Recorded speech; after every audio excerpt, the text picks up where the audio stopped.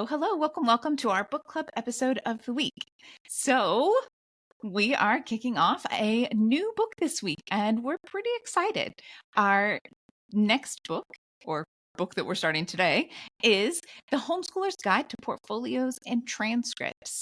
You are welcome to pick up a copy of the book and read along with us. We have page breakdowns on all of our social media channels, or if you're already drowning and thinking there is absolutely no way I can add one more thing to my plate, we hear you, we get you, and we encourage you to just tune in for the highlights each week.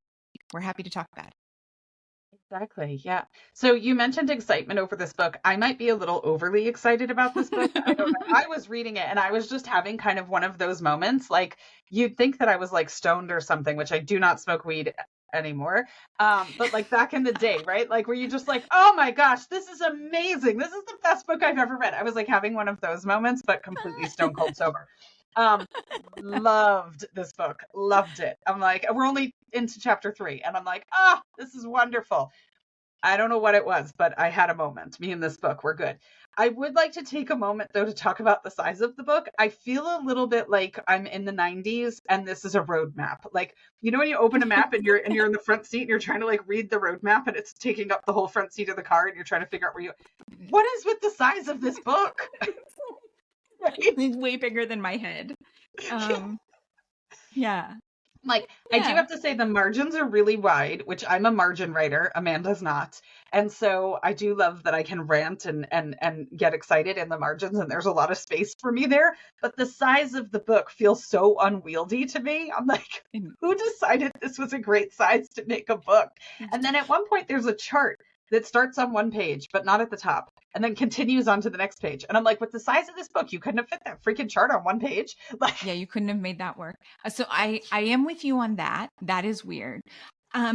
There are a bunch of templates to use. And I was thinking the size makes it perfect for that, because if you just photocopy it, you don't have to enlarge it or like try to teeny tiny write in the templates.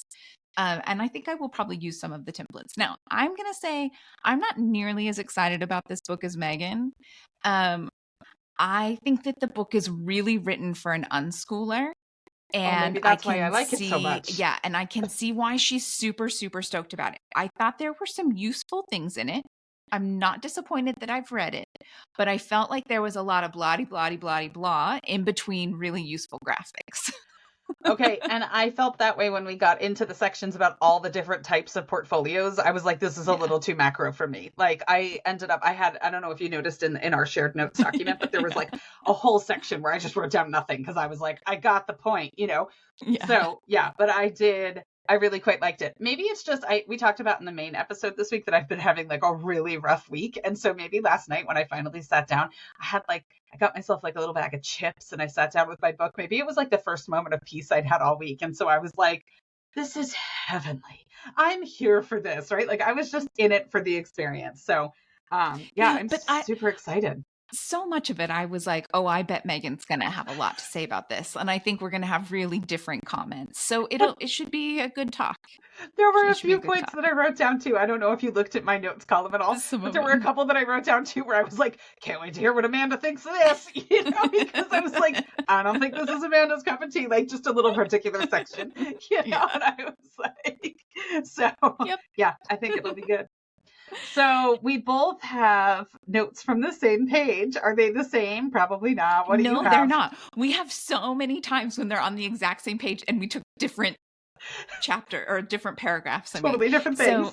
So from the foreword, the very beginning page that we read. So this week we did the foreword and chapters 1 to 3 because page wise, it kind of broke it up nicely. It was kind of dense.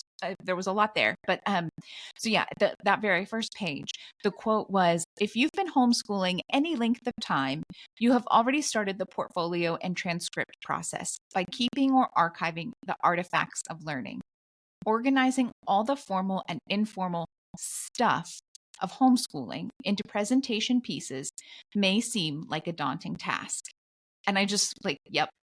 Right. I mean, you tell me a homeschool parent who isn't like, what do we do with this extra crap? Whatever it is, whether you're a workbook parent like me or you're one who, you're like, our queue is completely full of documentaries and there's no room for my fun TV that I want to watch. Or, your phone is full of pictures from field trips and adventures that you've done. And you're like, I should really delete some of these, but, I don't want to forget that we did this and that. Or, like, or your kid is a hoarder of maps, and every place that you've gone, they got the brochure and the map. And you're like, can we just pare this down a little, right? Like, as homeschool parents, you have so much of it. And how do you like cull that into a presentable portfolio or transcript? Yeah, I love that. We went through the map phase a while ago, and we had gone on a trip. I don't remember where we were. And I came home, and my girlfriend, Erin, who lives in New York, had sent a New York City subway map and a Metro card for my map kid. And he opened it. He was like, oh, I got to go study this. And I was like, okay. So, I mean, if you need to know how to get to like the Museum of Modern Art, just ask him. He'll tell you, like, from any point. He's got the whole thing down now. And we live in South Carolina. So he's like, I got my map. I'm good. Yeah. I just had a quick note from this page, which was at the bottom. She talks about she says, for me, the process was intensely personal, almost like looking through the baby book or a rediscovered photo album. And I found that really interesting because I, unlike Amanda, kept very little documentation whatsoever throughout the entire journey that we had. We were just like organically living life and learning, and I wasn't writing anything down. And then I had to do a transcript, and I was like, blank sheet of paper, here we go. And so, are you like sweating while I tell this story? Amanda's like, how could you have gotten to this point? But every year I do a thing for my kids. At the end of the year, I create a family yearbook. And so, and it's got kind of a rhythm and a flow. It's like we start with birthdays, then it goes to holidays, and then it's like travel, and then it's random fun. And then each kid has a section in the book too, where I kind of just put, and it's a Shutterfly book. Let's not get complicated here, right? On Black Friday every year, they do like 70% off their albums, and they're long. I mean, we have pretty eventful years. I mean, sometimes we'll travel 2 or 3 months out of the year. So there's a lot in the travel section, or each kid has 4 or 5 pages of just their accomplishments and stuff like that. And so when I had to do the transcript, I grabbed those and I went, and there was so much stuff that I totally would have forgotten because I never wrote any of it down. That I was like, oh, I forgot about this. I forgot about that. Or like, then I'd see something and it would make me think of something else. I'd have a little leap there. And so for me, I literally did look through photo albums in order to work on building transcripts because they were there and it was super helpful. So if you don't want to write things down, but you want to have a family yearbook, super helpful when it comes time for transcripts. Yeah, well, and this is an excellent example of just 2 very different styles, right? My kid is 10. I still don't have his baby book done. I should really work No. on that. Yeah, I don't have that. And the photo albums, I used to do those, and I think they stopped at like 2015, maybe 2016. And I really should get back to that for a family photo album. That'd be great. But I'm not going to. Let's be real. I'm just not good at doing like the recap of the year that way. But if I get in the habit of jotting down every day what we've done, I can do that. If I have, if it's more like a fill out this checklist, that's my thing. I can do that, right? And so it gives me more information I have to sort through when it actually comes time to pull it into something, but it's an easier way for me and my brain to organize the stuff that I need to know.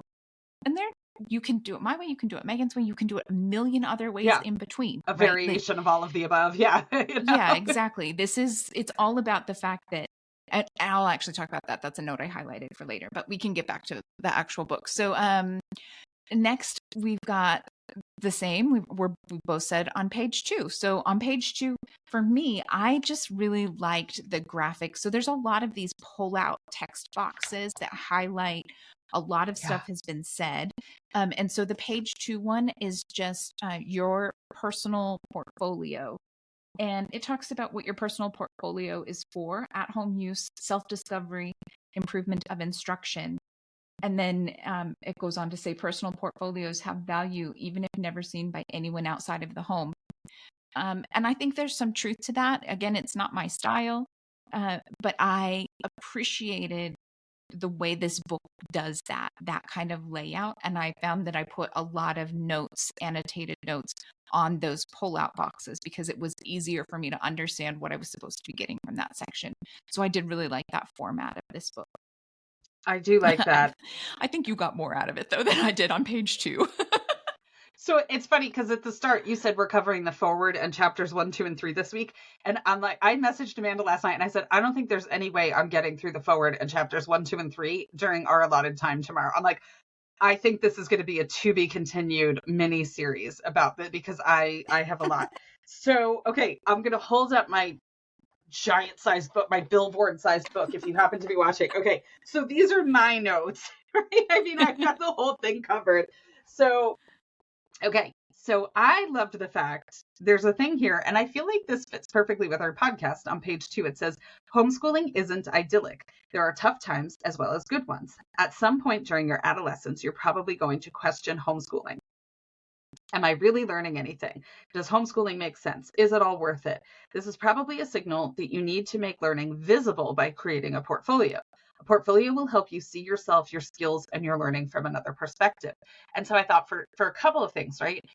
It's kind of like you see your kid every day, and so you don't really notice when they grow a whole lot. But then if you send your kid off to summer camp for 3 weeks and they come home, you're like, holy crap, you're like 6 inches taller than when you left, right? And I feel like learning can be much the same way, where we see them all the time. And so it becomes really easy. I mean, how many people do we see doubting their homeschooling? Am I doing enough? Am I doing enough? And I feel like if you have those doubts, I feel like this is such a beautiful way to track growth and things like that, and kind of see the incremental growth that's really, really small. But then if you want to flip back 4 months, 6 months, 8 months, you're like, whoa, look at what we've accomplished, which is really cool.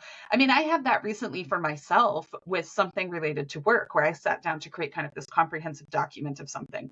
And when I was done, I looked at it and I was like, I freaking did that. Like, not the document, what's in the document. I built all of that. And then I was like, no wonder I am so tired. This is a lot. But I didn't recognize how much I had accomplished until I put it all into one document and looked at it. And so Yeah. I loved that perspective, which I thought was really, really cool. And then the other thing that I wrote down on that page was there's a line here that says, it is sometimes difficult to believe what your parents or mentors say about you, that you are always talented and bright, that you are achieving great things. After all, they're your parents. And I remember saying that to my mom when I was a kid and being like, you have to say that. You're my mother, right? And so I've made a point to say to my kids, like, I will always give you honest feedback. I'm a gentle parent, so it's always going to be done really nicely and really kindly and with love. And it's going to be very, very, very soft. But, I've told my daughter, so my daughter's an artist, and she'll be like, are you sure? Do you really think? Do you think this? Do you think that?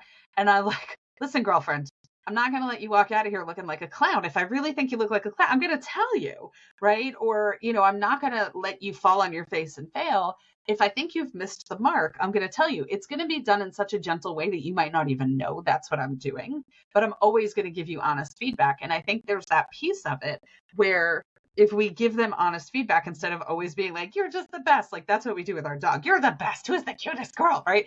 I mean, the other day she ate a toilet paper flower. Our housekeeper does this thing where she like makes this toilet paper flower, and like it's beautiful when she's done. But I had undid the toilet paper flower and just like set it aside because it's really unnecessary. And the dog ate it, and it's been like a whole joke for the week, And I'm like, but that's how we are with her. You're the cutest girl. You're the smartest girl. You're the best girl, right? And it's like no matter what she does, that's what we say. We can't do that with our kids. It's like we have to be able to give them feedback because otherwise they're not going to believe us when we give them really amazing, awesome feedback. They're going to be like, you have to say that because you're my mom. Yeah. Yeah, I think there's some truth to that. Again, I think for me, it just didn't feel quite as applicable, right? Because we, for better or worse, we do standardized testing. And he is in a lot of classes where he gets feedback from other teachers, and quite academic, aggressive classes where he gets the feedback. And so for this, I kind of felt like, I don't. Again, I think a lot of this is written, and she says it, right? A lot of this is written for unschoolers and helping them kind of get their head around this idea. But it doesn't make it any less valuable or useful. The next note that I have is on page 3. when we kind of embarked upon this amazing and epic reading journey that I am participating in here, like, it's not that great. It's good, but it's not great. I was viewing this book as an instruction manual for me as a parent on portfolios and transcripts.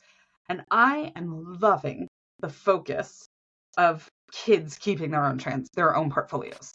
I am loving the ownership that they can take over their education, the feedback, the self-observation that they can gain from that.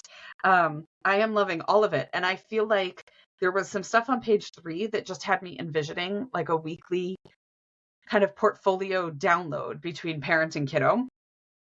Now, we hadn't done it in portfolio terms before.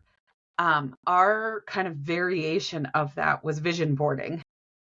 And each of my kids had a vision board, and I would sit with them and get ideas of what they wanted to put on there. Because it was really tough in the beginning to sit down and have them say, oh, this is what I want to do. I want to take a class on this, or I want to do that, or what I want to. It was just tough for them to wrap their minds around how to do it, especially the little guy, because he was pretty little when we started it. And so we would sit down and I would ask them questions like, if you can't sleep at night because your brain's going a million miles a minute, what are you thinking about? Right? Or if you had to, talk to a stranger for 30 minutes about a particular topic, what topic would you pick? And why would you want to talk about that? Right?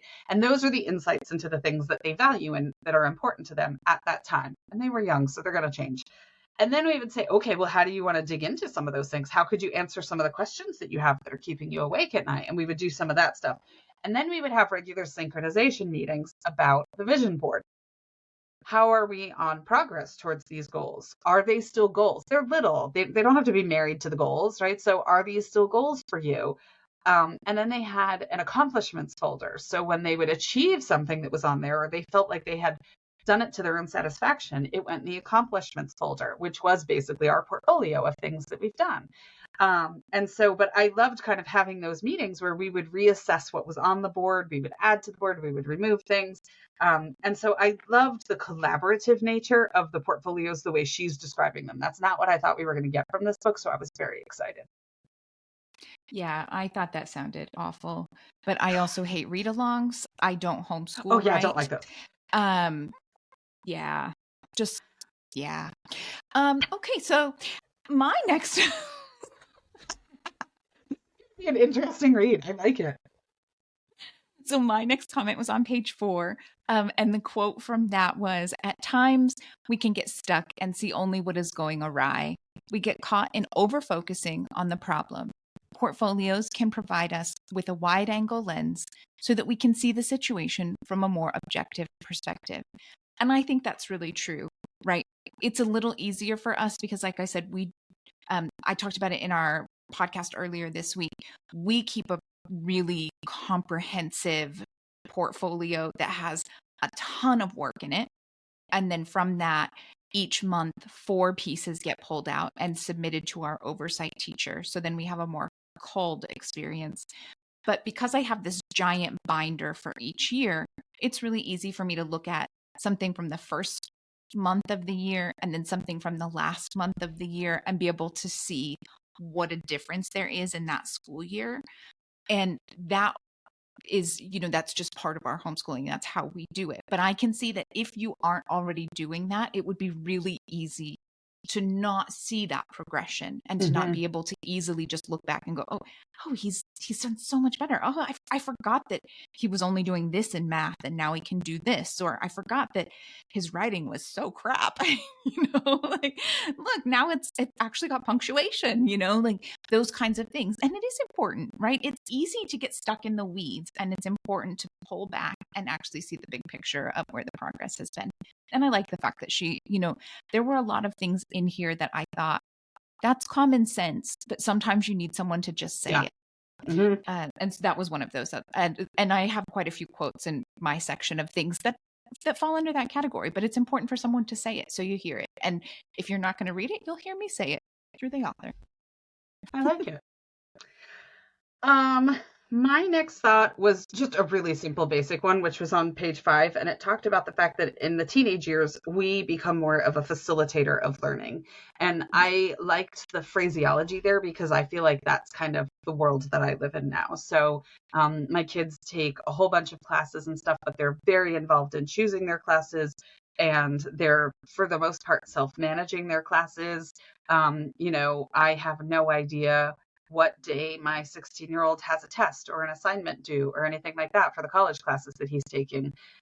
He'll, like, at the end of last semester, he would message me and say, I'm staying late today because I need to do some extra lab hours and get some projects done. I'm like, okay, he's managing that. He's managing his time. He's making sure his deadlines are met and all that. So in fact, like, after he took one of his finals, he said to me, oh, it was harder than I thought. And thankfully he ended up doing okay on it. But he said they were allowed to have taken in with them a 3.5 by 5 index card, which I remember from the days of college, right? Mm-hmm. And that was the first I had heard of it. Like, he never brought it up or anything like that. And he has really, really, really aggressive dysgraphia. And so I had said I have the feeling that's why it didn't come up, was the thought of writing a 3.5 by 5 index card was, and what would have fit on there wasn't going to be helpful. And so I said, FYI, I can help you with that stuff, right? And we could, I'm sure, get an accommodation or an understanding that you could type yours, and as long as it's still, don't use 2-point font, don't be that jerk, but like, and just explain, you've been working with these professors all semester, they've seen your handwriting, right? They'll have an understanding. And I was like, so FYI, in the future, you can bring that stuff to me and we can do that. But he's like, I managed it. It was fine. I got a good grade. I felt confident. It was harder than I expected, but I felt confident and he did good. So I'm kind of in that phase, and I really liked the way she phrased that, which I thought was awesome. Yeah. Hey, what a shock. The next note's mine as well.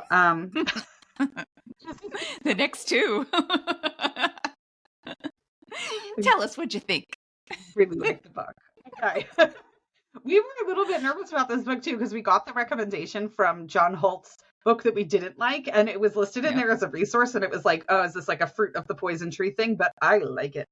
Okay, so I like the fact that in chapter 6 she talked about saving problematic work, saving problematic work without apprehension, because eventually it creates what she refers to as a diagnostic portfolio that can become a prescriptive portfolio, where eventually you start to see patterns and you start to identify what the issue might be, how you can help, how you can tweak things.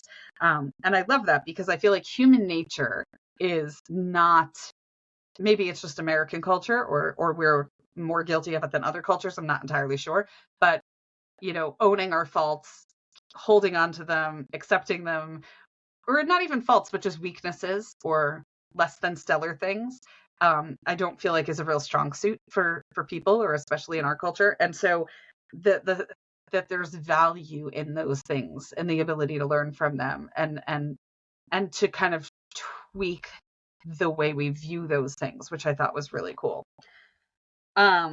And then the other thing that I loved, because I did love the part where we work together on it, and it's very collaborative, and we have weekly synchronization meetings about portfolios, which you said sounded awful, but I love it. So there's a thing here that says, maintaining and utilizing portfolios made my sons better and more thoughtful observers of their work, which I love, right? That self-identification and that self-awareness to be able to come through. I had a situation earlier in the year. Myself and my 12-year-old, my youngest kid, were in Antarctica, and they have a thing where you can mail yourself postcards from Antarctica. There's a post office there. It's really cool. But it can take up to 6 months for your postcard to come back to you in wherever you live. And so they prepared us for that. It wasn't really a big rush, but my kiddo chose to send himself a postcard as well, he also sent one to like his grandma and whatever. And it was so funny because he had it on his desk at home when it finally came. It didn't take 6 months, which was nice. He had it on his desk, and he takes a handwriting class every week on Outschool. He was doing one-on-one tutoring with this person who he really hit it off with, and he's made great progress with. And then he eventually meshed into a group class. And he came down one day with a piece of paper with a letter A written on it, and he had started writing a sentence and noticed the A. So that was all that was there so far. And he brought me that and the postcard from Antarctica. And he goes, look at the difference in my letter A from January until now. But he was so proud. And I didn't notice it. I wasn't there. He was doing on something up in his own room. And so I love that self-awareness and that ability to celebrate their own successes. The whole book just gave me like happy, feel good vibes. So I appreciated that. P.S. I didn't write anything down for page 7, and I see you did, but I have a bunch of highlights and notes on page 7, so I think I missed one. Of course you do. I don't think you never watched Schitt's Creek, did you? The TV show? No. It's like the best show ever. So Alexis was in college and she's highlighting and she's got a textbook and she just highlights the whole book, right? And she and her brother have this what turns into a very loving relationship, but there's a lot of sarcasm there. And at one point he's like, I think you missed a sentence, right? That's me in the book. Like, just keep highlighting. Yeah. All right. Well, you go first on page 7, since it's been a lot about my thoughts. Yeah. Okay. So on page 7, for me, there was another great pull-out box. It's titled A Homeschool Practitioner Portfolio. And it says, classroom teachers create portfolios to chronicle their own professional growth. Consider developing a homeschool practitioner portfolio to show how you as a parent have grown and changed because you homeschool. And I thought that was interesting. I'm not likely to do it, but it was a nice idea. And some other people might. It was a feel-good moment. Again, I'm not going to do it, but it was a feel-good moment. And then also there's another one that's called your documentation portfolio. And it's supposed to be used outside of the home, accountability to school officials, etc. And it says specifically, a documentation portfolio is designed for the person who reviews it. And for me, that was another one of those things, right? We're talking about a lot of different types of portfolios. At this point, we'll talk about transcripts later, but the beginning half of the book is all about portfolios. And it's easy to get wrapped up in this idea of, like, oh, it's for yourself and it's a personal this and it's, to help show this or that. But it is important to remember kind of going back to that in the workplace or at the college level, applying for university or those kinds of things. It's about the person who's going to read it, right? Mm-hmm. There are certain portfolios that really do depend more on who's going to review it and what they need to get out of it. And then there are others that the person reviewing it is you or your kids or your mom, depending on the person who's doing it. And what that includes is different. And it's just important to keep that in mind as you're working on it. And it was another one of those, that's common sense, but I kind of needed someone to say it. Right? Yeah, I love those moments too, where you're like, this is basic, but it helps reading it somewhere, or it helps the way they phrased it. It just gave me the words to describe thoughts that were floating in my head sometimes. I like that idea. Yeah. All right, I'll jump to page 8. I'll skip my page 7 notes. They weren't that epic. But okay, so this was one of I can't wait to hear what Amanda has to say about this, right? So my margin note says, I wonder how this tinfoil hat stuff is going over with Amanda right now. Because she talks about giving the school the absolute bare minimum to review. If you are required to give something to a school, I am not. Most of the states that I've lived in, I'm trying to think, in Florida, we did a portfolio review with an educator, but it wasn't through the school system. So I've never had to turn something into a school system in my years of homeschooling. But she says, we wisely choose the minimum number of artifacts needed to fulfill the legal requirement and communicate effectively. No more, no less, right? And I think part of that, it's not because I'm sitting here wearing a tinfoil hat. I think part of it is because my oldest kid had a horrendous school experience. And so I am very arm's length. I'm like, I trusted you with my kid once and you couldn't have fucked it up anymore, right? Like, could not have done more damage to this kid if you tried. And so I think for me, it's not like fear of the government, which is what our whole Instagram feed is filled with in the homeschool genre, right? I'm not afraid of the government. It's more just a matter of like, don't intrude on my space. I've got my kid. He's good with me. He's thriving. He's happy. He's succeeding. When I gave him to you, it was a shit show. So leave me alone and stay away from me. But I know you have a solid working relationship with the school system. So I was thinking, Amanda's not going to like this part, I don't think. Yeah, I mean, that's it. I absolutely rolled my eyes. That's my note literally says, I absolutely rolled my eyes at not giving any extra info. And the thing is, right, again, I do have to submit 4 work samples a month to my oversight teacher. And I generally submit exactly 4 work samples a month to my oversight teacher because that's all she wants. And she's always happy with what I send.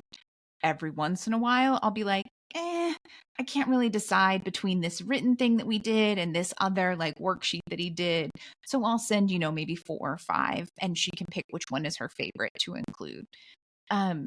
But it's not because I'm afraid of government overreach or because I like it's a little, there's some of that in there that I was just There's a like, bit of, there's a bit of tinfoil hat there, right? Yeah. yeah. Mine isn't necessarily government. It's more that the school system won't understand the way we educate, right? It's like so foreign to them. And I'm like, I can't be bothered to take the time to build the bridge between the way you think and the way we think. And what we're doing is working and my kids are happy. So just leave me alone, right? Like, I would like you to stay out of it, please. Right. Well, yeah. But I did have such a horrendous start with the school system that's part of it, I think, for me. And I think it's about the balance, right? Like, sure, you don't want to give so much information that then you have to educate them further on how you're getting there. Right. But that also doesn't mean that you have to be like, no, I will not share that information with you, and I will not tell you how my children learned that. Like, you don't have to be the crazy person. Like, it's like in section 7, article C of the law, it says, and so no, I will not give you that. Yeah, exactly. Yeah. Now I did think it was interesting on page 10, it was talking about employability portfolios, and you mentioned in our main episode this week, I don't really know how many employers are looking at portfolios, right? Maybe it just depends. Maybe if you're like trying to get a job at an architecture firm, they'd want a portfolio, but like generally speaking, it's like upload your resume and you'll never hear from us, right? Like that's pretty much how the job market works now. So I don't think anybody's taking the time. I don't think too many people are taking the time to review portfolios. But there was an interesting line here that I liked that says, give them what they need so they can say yes. It's at the bottom of page 10. And I thought, my daughter applied for a school program when she was very out of the age range for the program. But the syllabus of the program was exactly what she needed and exactly what she was craving and yearning for. And so they wanted from her, let's say, A and B for part of the application process. And I had said to her, listen, I think because of your age, you're going to need to give them A, B, C, D, E, and F, right? Like you're going to have to kill this fly with a sledgehammer because your age is going to discount you. So you're going to need to go in full on and show them why they have, like, don't give them a choice to say no. When they look at that, they're just going to be like, of course we have to have this person, right? Mm-hmm. And so I think there's something to be said for who, to your point earlier, who the audience is, right? How detailed should it be for that reason? Yeah. No, absolutely. I had made a note on page 9 and it flows into that perfectly. She's talking about accountability portfolios. And again, it's who is being held accountable. Are you assessing the student, evaluating the parent or the teacher or the homeschool program? What is the purpose? What is the point? And employability portfolios, probably not so much. It probably doesn't apply to our kids much. If you've got a kid who is trying to get on with a design firm or an architecture firm, it's probably not a 16-year-old. Right. It's not appropriate here at this point anymore. The book is a little dated, and I think you can really see that here. But to your point, especially with homeschool kids, you don't have to have your homeschool kid doing more advanced things, but it is so common for them to be ahead of same age peers that you may need to have some kind of a portfolio that you can provide that shows, yes, this child has done these things. And yes, they are prepared for this next stage, even though it doesn't seem like it. Yeah, I have found myself swimming upstream on that sort of stuff often, where you're having to go over and above because of the age discrepancy and say, no, they truly are ready for this and they'll be fine. You just, kind of have to take my word for it. And, it worked in that case, which I thought was awesome. Yeah. All right. I think with time, we're only going to be able to finish chapter 1. But why don't you go ahead? I've made a few too many notes. Yeah, we'll end up doing a to be continued on this one because otherwise we'll go on forever.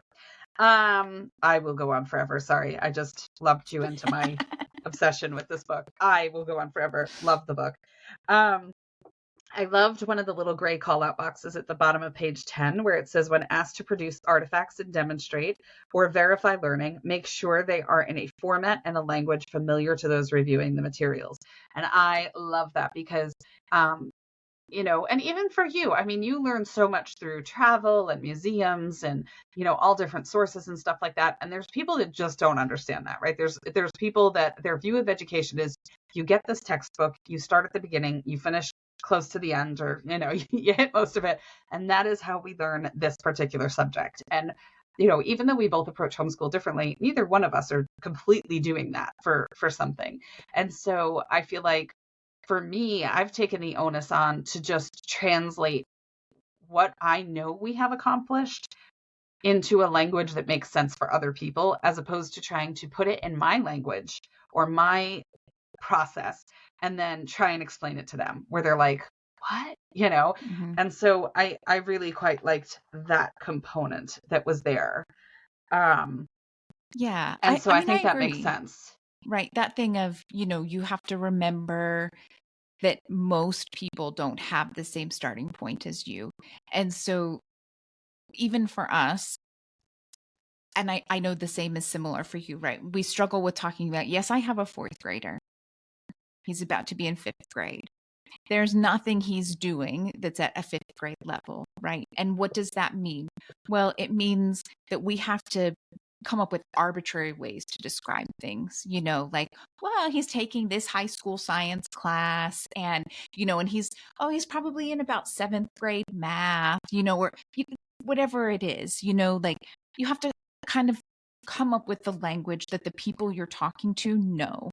Mm-hmm. And I mean, it's part of life. You have to do that all the time, whether it's work jargon that you're having to transition into regular people talk, or it's homeschooling and doing your best to give it some arbitrary, you'll understand this timeline or this frame of reference. Yeah, I completely understand. I think it just makes everybody's lives easier. Ours, theirs, everybody's. And as long as you're representing what you're doing in your homeschool life, honestly, it shouldn't really make a difference. It shouldn't matter to anybody. Yeah. All right. So if we continue with our notes, to Amanda's point, we're going to have an hour and 40-minute episode here. So instead, I'm not sure. That's optimistic. I think this would end up being like a 2.5-hour book club. We would lose absolutely everyone. All right, so we published our chapter breakdown, and supposedly next week we're moving on to chapters 4 and 5. That's not happening.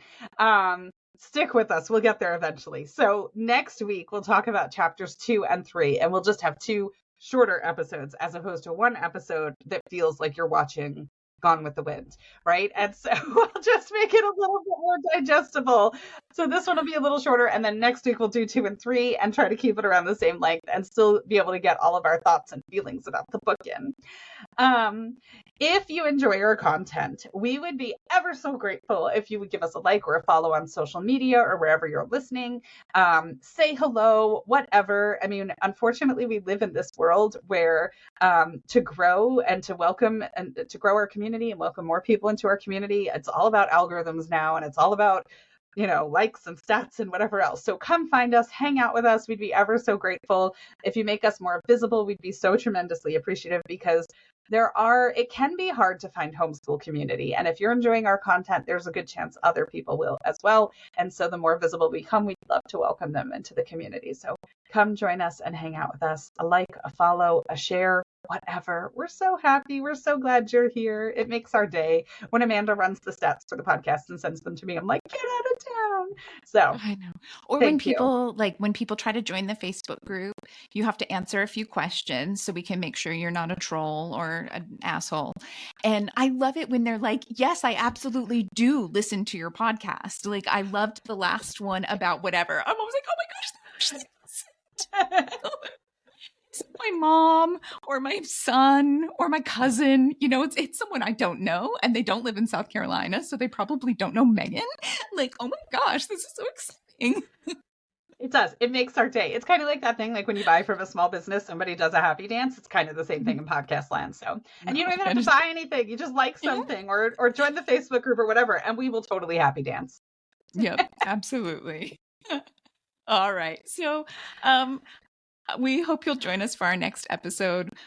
We have our next up will be our regular podcast episode. And then our next book club episode, like we said, we'll be doing chapters 2 and 3 because sometimes life doesn't go exactly the way you plan. Maybe we'll get around to changing all of those graphics on all of our social media that say we're doing chapters 4 and 5 next week. We're not.